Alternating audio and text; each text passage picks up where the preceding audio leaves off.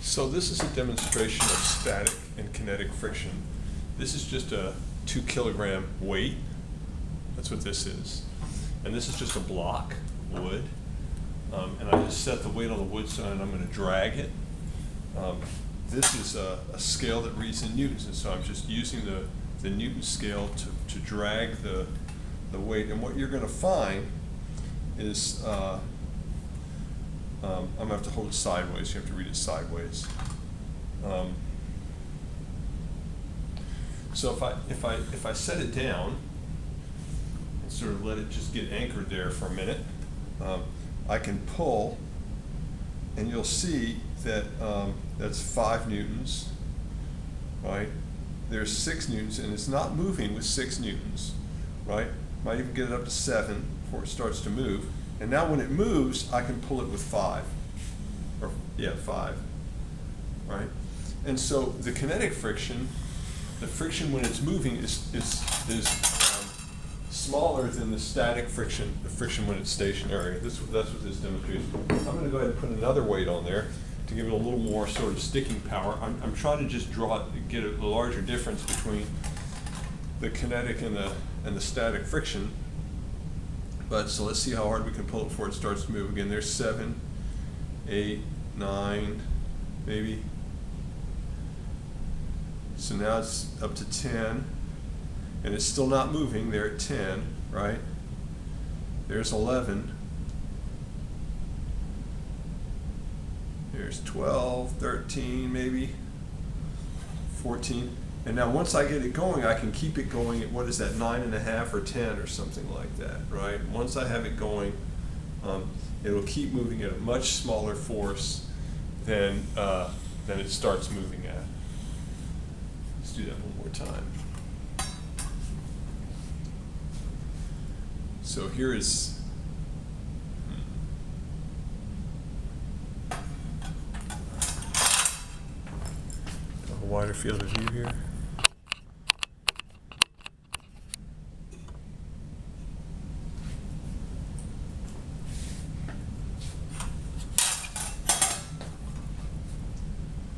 So you're going to see I'm at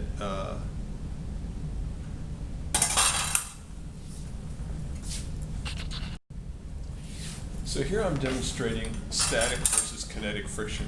Static friction is the friction that things experience while they're at rest, while two surfaces are at rest relative to each other. Kinetic is when they're in motion. And so I've just got a couple of weights here sitting on a block that I drag with my scale, right? So the scale is going to read the force required to drag. There's not much weight on it, so it doesn't require much force. But I'm going to put these weights on it. And so these are 2 kilogram masses. And I'm going to put them on there. And I'm going to sort of let it get settled down, like a refrigerator box or something like that. And then I'm going to sort of gently start pulling on it. And what you're going to see is it's going to take a certain amount of force to get it to start moving. This is the kind of thing you've experienced if you've ever moved a heavy box like a refrigerator. It's easier to keep it going than get it going. And so I'm going to keep pulling here. And so that's 10 newtons. That's 11 newtons. So now it's not moving, and I'm pulling on it with 12 newtons. And so now I pull on it with 10 or so, and it slides. And so let me see if I can do that one more time. So it's not moving at 10 now, right? Now it's not moving at 12, 13, it's not moving, right? 14, it's not moving, right? And then at some point it's going to start to move. 16, 17, 18, and now I can keep it going at 10, right? And so the force required to keep it going once it's moving is smaller than the force required to get it going from a stationary position.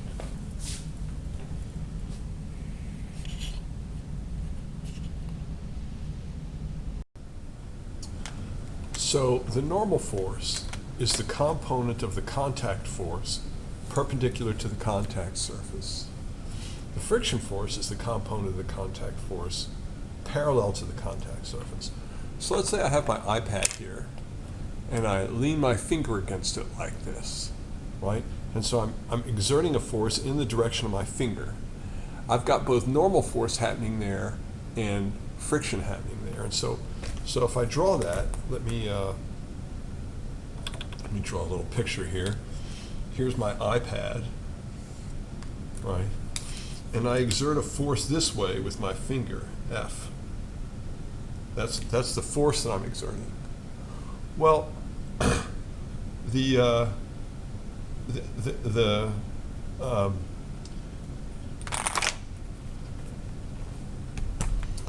I'm pushing this way on the surface. It's pushing back this way on me.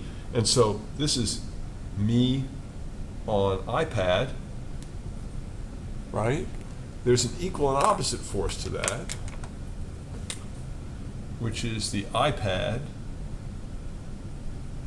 F, iPad on me. I don't know if you can read that, but if I'm pushing this way on the iPad is pushing this way on me. And that means this force has two components. It's got a component parallel to the contact surface, the surface where my finger is in contact with the iPad, and it's got a component perpendicular. This guy is called the normal force, and this guy is called the friction force. And so the friction force and the normal force are just perpendicular and parallel components of the contact force, which is the thing that's happening right there,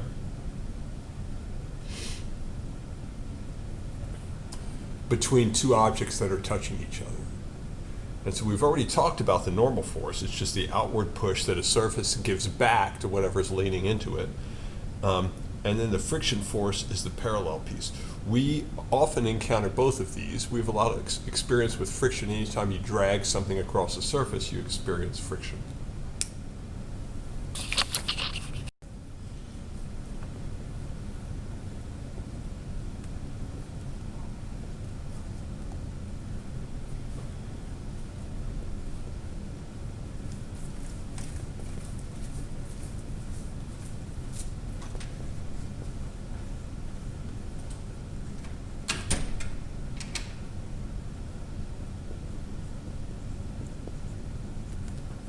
Friction is really due to the interaction between the surfaces.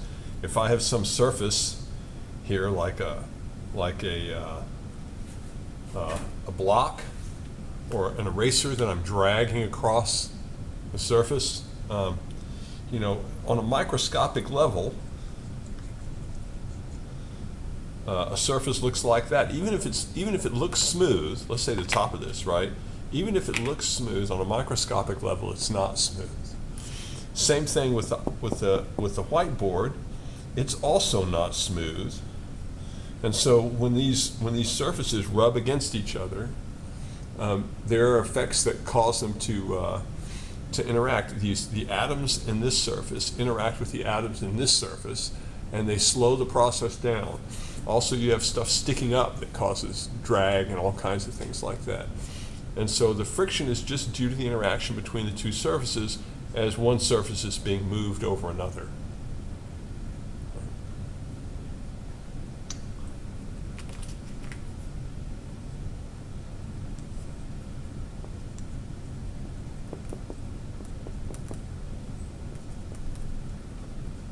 There are two basic types of friction.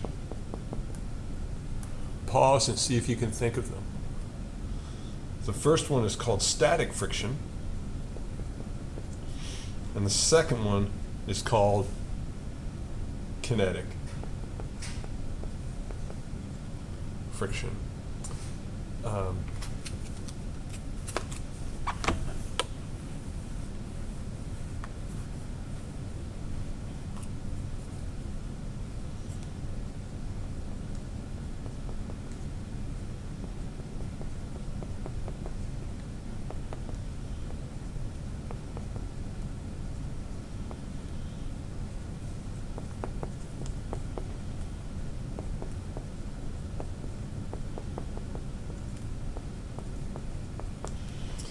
static friction occurs between objects at relative rest. So if I set my calculator down here, right, my calculator's at rest.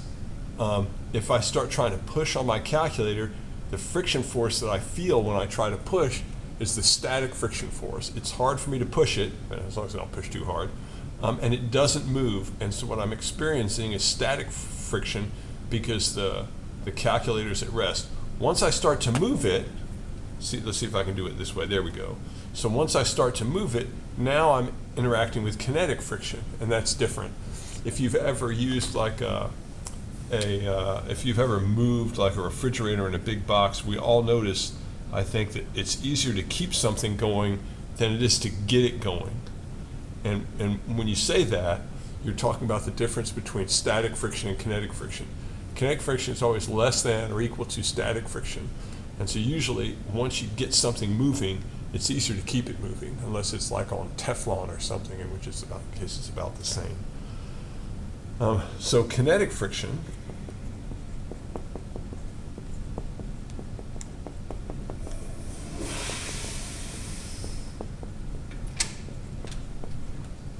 is between objects in relative motion.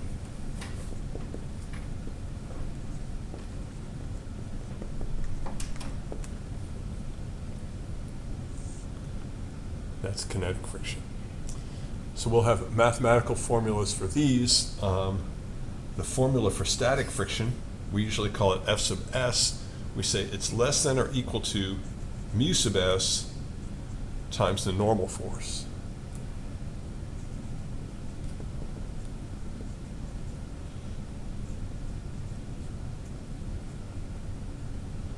I don't have enough room for the word there, is the coefficient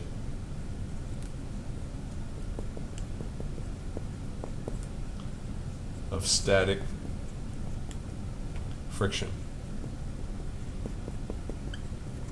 It's the Greek letter mu sub s for mu static. It's called the coefficient of static friction, right? The kinetic friction force is equal to mu sub k times the normal force. Mu sub k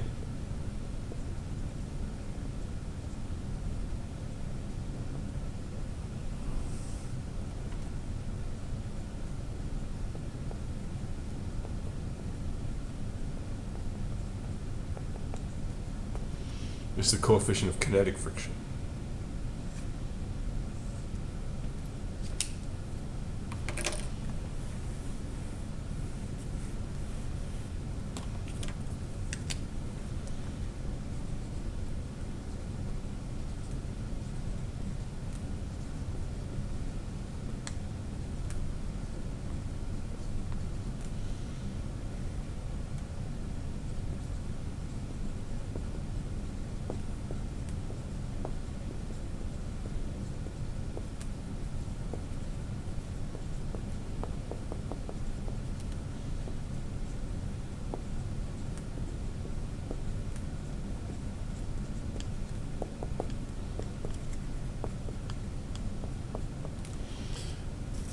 These coefficients of friction depend on the chemical and physical properties of the surfaces in contact. If you've ever heard the expression where the rubber meets the road, right?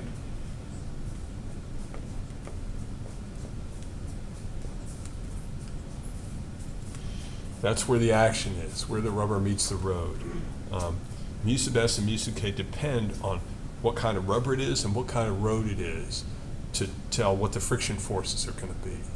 And so people who are designing fancy tires are constantly trying to make better tires to grab the road better, and also not erode as quickly and things like that.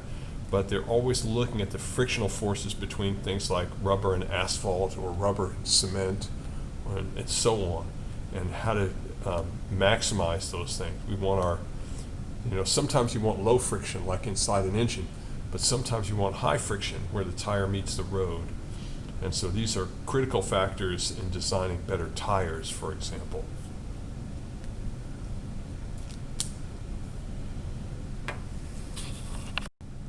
So we're going to learn a little bit about static and kinetic friction by working this problem. This problem says it's just like the video you saw with some numbers added to it, right? And so it says consider a block of mass m equal 10 kilograms at rest on a table as shown. Here it is. Let mu sub s, the coefficient of static friction, be 0.8 and mu sub k be 0.4. What is the friction force if the block is being pulled with a force, okay, F equals, okay, so A is 0 newtons. Well, if there's no pulling force, then there's no friction force. To say that differently, let's identify all of the forces acting on the block. Well, there's a force of gravity, and there's a normal force, right? Keep from going through the table. And there's a pulling force. In this case, it's 0. So if there was a friction force acting horizontally, it would be the only force in the horizontal direction, since this F is 0. And that would cause the block to move somehow. And we know that when we set things down with no horizontal force, they don't move, like that eraser there, right? Or my calculator. They only move when when an external force is acting on them. And so we know in this case, we could say the force of friction, which is the static friction force, static because it's at rest and there's nothing causing it to move, and that's just 0. Right. Now, so let's do B. We'll say F equals 10 newtons, right? What happens if I pull on this thing with a force of 10 newtons? Right? Well, it's at rest, and so what's going to be acting is the static friction force. And our definition of the static friction force was the static friction force is less than or equal to mu sub s times the normal force. Right? What that means is that my static friction force will act until it has to apply more than this amount to keep the object from moving. So for example, here's my cup of water here, right? If it's got a static friction force of 9 newtons and I push with 10 newtons, then the static friction won't act anymore because now it's moving and it has to be kinetic friction, right? And so this equation puts a limit on the maximum force that static friction can push against. If my applied force, the 10 newtons, exceeds that number, then I'm fighting against kinetic friction, which has a different formula, which we talked about before, and I'll write down again in a second. So the first thing I have to ask if I want to know what the friction force is which friction is acting, right? And so I need to determine what the maximum value of my static friction force can be. The maximum value is mu sub s times the normal force.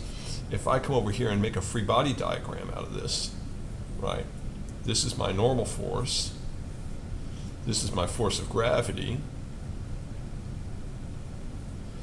This is my applied force. And this is my friction force. I'll just call it FF, force of friction, since we don't know if it's static or kinetic yet, right? The thing's going to accelerate this way if it accelerates. And so I can use this as my coordinate system, y and x, right? And, yep, that's all on the screen.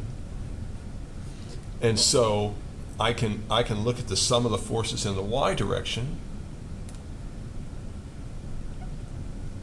That's 0 because it's not accelerating in the y direction. And that means Fn minus Fg equals 0, or Fn equals Fg, which is just mg, and that's 10 kilograms times 10 meters per second squared.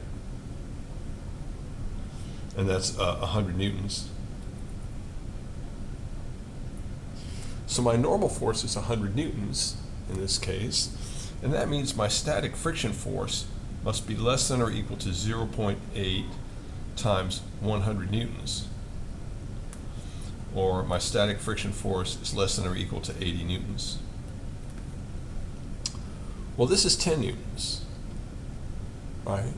10 newtons is less than 80 newtons, and so 10 newtons will not cause this object to move, because I'll just have, if my applied force is 10 newtons, my static friction force, which will always oppose it, will also be 10 newtons.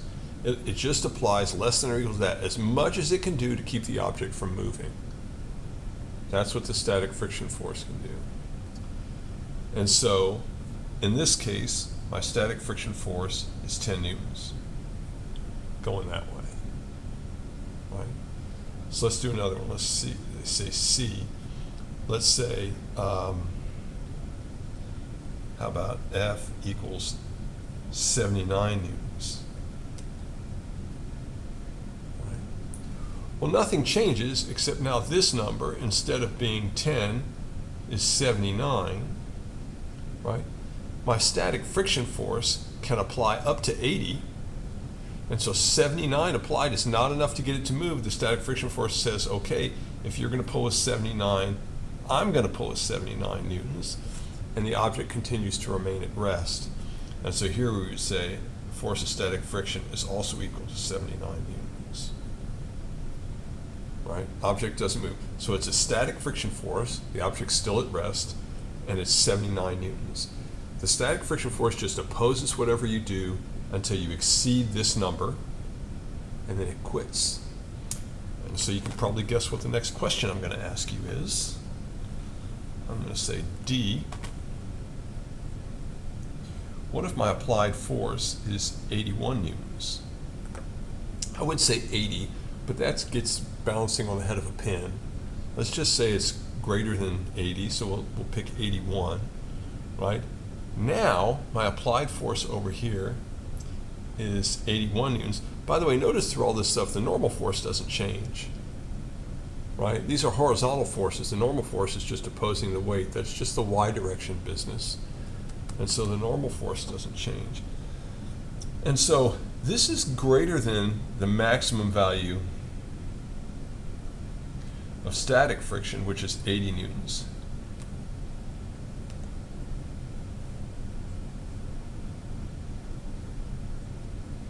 Which means the friction force is kinetic friction, right?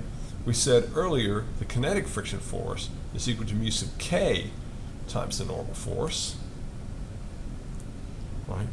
Which is 0.4 times 100 newtons, right? That's my kinetic friction force, and that's my normal force, which is 40 newtons. And so now my friction force is a kinetic friction, and it's 40 newtons. And so when you're pushing with 79 newtons, as we were a minute ago, you experience a 79 newton opposing force from friction. And then all of a sudden, you exceed 80, go to 81, and now you're pushing against 40 because the thing has started to move, and now you're pushing against the kinetic friction force, right? And so then it gets much easier to move. You can move it with a 40 newton force instead of an 80 newton force, right? As long as you just, as long as you don't let it come to a stop, you're going to push against 40 newtons instead of 80 newtons or some other number. So this is why when you push on something that's big and heavy, it's always, most people have the experience of saying, let's just keep it moving while we've got it moving, because it's hard to start once it gets stopped. And so that's a little static and kinetic friction.